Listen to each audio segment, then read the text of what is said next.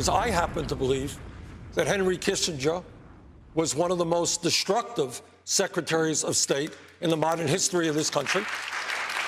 I am proud to say that Henry Kissinger is not my friend. I will not take advice from Henry Kissinger.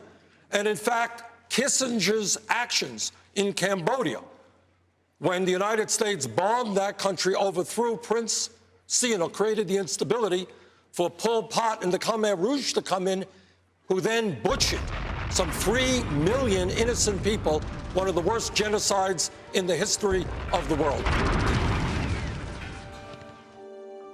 No rich, no poor, no smart, no educated person. They want to kill everything and rebuild the new generation. Pol Pot is the name of the leader of the Khmer Rouge, but actually it's not the real name. Pol Pot means politic potential. His original name was Salazar, was born in Kampong Thom, and later on he studied in Phnom Penh, and later on he continued to study in Paris. He joined as well the Communist Party in Paris. And after that he came back to the country. He became a school teacher in one of the university, and later on all of the teachers in that university became the leader of the Khmer Rouge.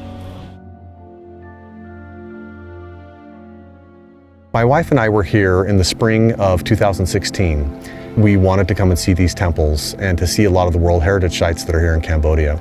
We hired a private guide, and it just happened to be Chantha. After spending nearly 2 weeks together and him talking about his life and getting to know him well, we were really moved, and he showed us the village where he grew up, and he showed us parts of his past. He just happened to mention that he was trying to do some water wells to do good for the poor people that live in the conditions similar to what he grew up in. We wanted to see it. We said, okay, well, if we fund a well, can we see the process? And he took us out, and we saw the location, and we met the families, and we saw the village. And after that first well, we were really moved. It was something that we definitely felt we wanted to be a part of.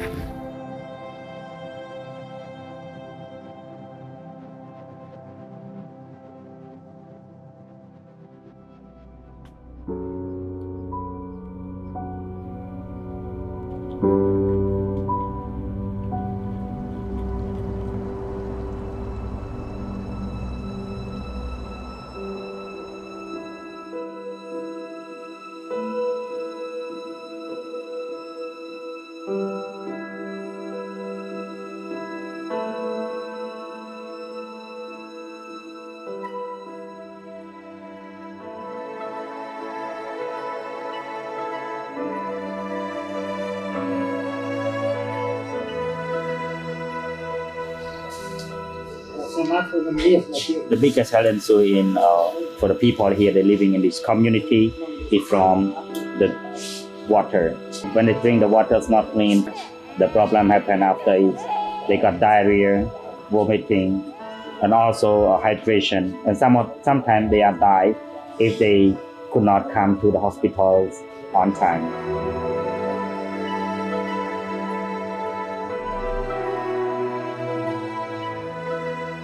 One time while we were here, we saw a lot of chaos out in the rice paddy, and a woman was out harvesting rice, and she was giving birth in the rice paddy. When we saw this, it was shocking, and we realized that that is something that also needs a resolution. Chantha and I sat down and we talked, and we came up with a voucher system. So any pregnant woman who can't afford a birth in a clinical setting, we provide the baby birth fund. And we've had hundreds of children born into the birth fund.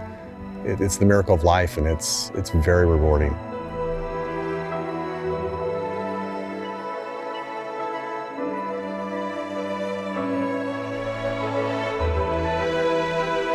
Okay, so can you talk a little bit about how the wells work? We dig it between 30 to 50 meter deeps. We use the PVC pipe shut down through the soil, and then we put the metal stand and also the pumps from UNICEF. The water, they just pump this is clean drinking water. A water will impact for 100 to 200 people. So they just people in the whole community, they come and they use this water well and they share it. So this water well is not for one family, but for the community.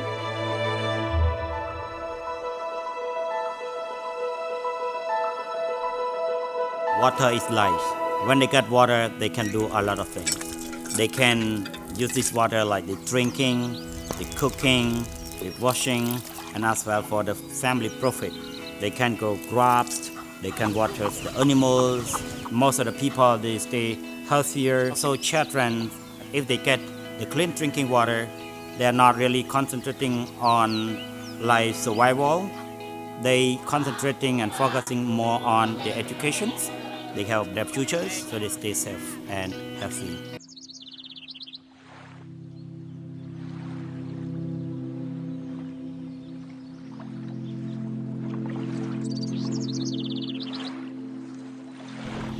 After the Khmer Rouge took over Phnom Penh, he tells his people that, okay, everybody, now is the time for you to escape from the city because the U.S. is going to bomb Phnom Penh. The Khmer Rouge told them, when you walk away from the city, you don't need to take your own property. We're taking care of your property. You just walk away from home. You just get some food for 1 or 2 days, so everything will be taken care. So hundreds of thousands of people start to go along the road. Even all the hospital has been cleared by the Khmer Rouge. The Khmer Rouge soldier walking with a gun inside the hospital, and they start to clear all the hospital. Especially the doctor that don't want to walk away from hospital because he need to do the operation will be killed dead and lay in the hospital for a couple of years. Everyone has to go straight to the field and work. So if you are the doctor, if you are a professor, if you are a journalist, they will kill all those people. If you can speak second language, they will kill you. Especially all of the tour guide was killed this time. So lucky that I was born later. I was born in a small village in Siem Reap province called Chu village. I have 2 brothers and 3 sisters. All of them are all living with my mom in the village. It's only me that have chance to move out, to live in the city, to get a job. When I was learning in the university, my teachers always try to teach me about a dream. If you want to do something, you have to have a dream. But you have to dream big. So what I want is to grow up the dream to the poor people in the community, especially the poor children. Let them see, let them know, and give them the opportunity.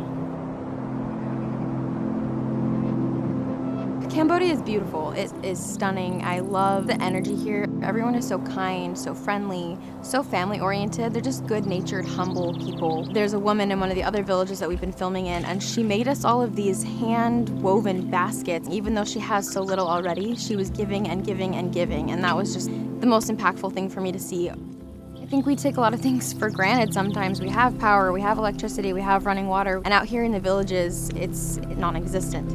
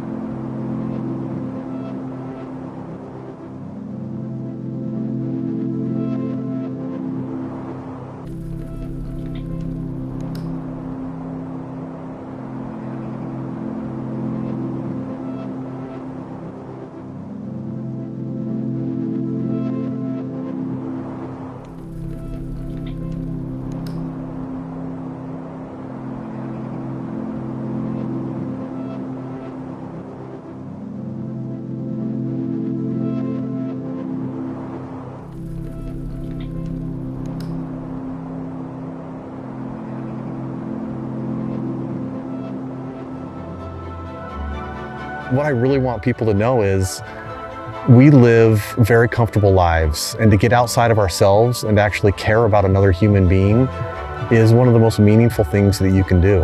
And I really want people to have the same experience that I've had, because it's truly changed my perspective on life, on family, on the things that are truly important. It makes me want to sacrifice and do something.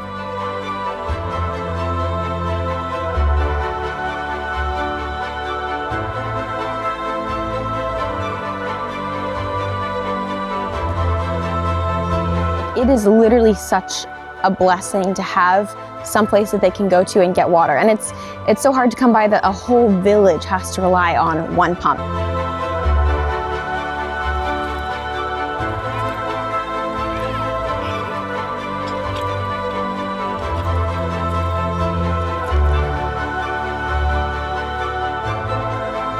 There's very few things that we can do that makes such a big impact that really solves the problem for tens, if not hundreds of people. Clean water is the foundation to a healthy and productive life, and this is something that's really amazing.